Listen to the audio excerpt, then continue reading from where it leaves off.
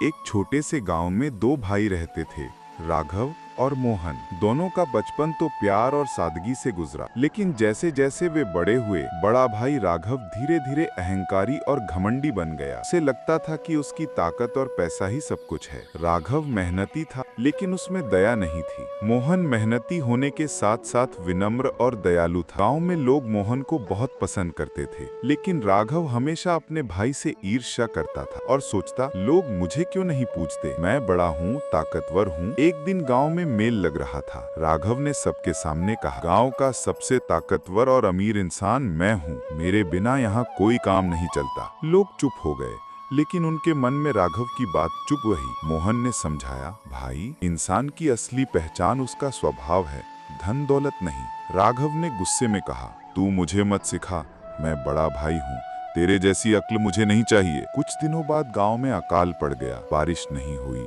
फसलें सूख गईं, लोगों के पास खाने को अनाज नहीं था। राघव ने अपने गोदाम में बहुत अनाज जमा किया था, लेकिन अहंकार के कारण वो किसी को देने से मना कर देता। मोहन ने जो थोड़ा बहुत था गांव वालों में बांट दिया। धीरे धीरे लोग मोहन की तरफ खींचने लगे और राघव को नजरअंदाज करने लगे। राघव ने देखा कि लोग अब उसकी इज्जत नहीं करते, तो वो और गुस्से में आ गया। उसने सोचा, मैं सबको दिखा दूंगा कि मेरे बिना ये गांव कुछ नहीं। एक रात उसने अपने गोदाम के ताले कसकर बंद किए और घोषणा की, जब तक सब मेरे सामने झुकेंगे नहीं, मैं अनाज किसी को नहीं दूंगा। लेकिन किस्मत को कुछ और मंजूर था। उसी रात गोदाम में आग लग गई और पूरा अनाज जलकर राख हो गया। सुबह जब राघव ने अपना जला हुआ गोदाम देखा, वो जमीन पर बैठकर रोने लगा। गांव वाले वहां पहुंचे, लेकिन किसी ने उसकी मदद नहीं की। तभी मोहन आया और बोला, भाई, ये सब तुम्हारे अहंकार का फल है। अगर तुमने सबके साथ बांट लिया होता तो आज सब तुम्हारे साथ खड़े होते। राघव की आंखों से आंसू बह निकले। उसने महसूस किया कि उसका घमंड ही उसकी सबसे बड़ी कमजोरी था। मोहन ने उसे गले लगाया और कहा, भाई,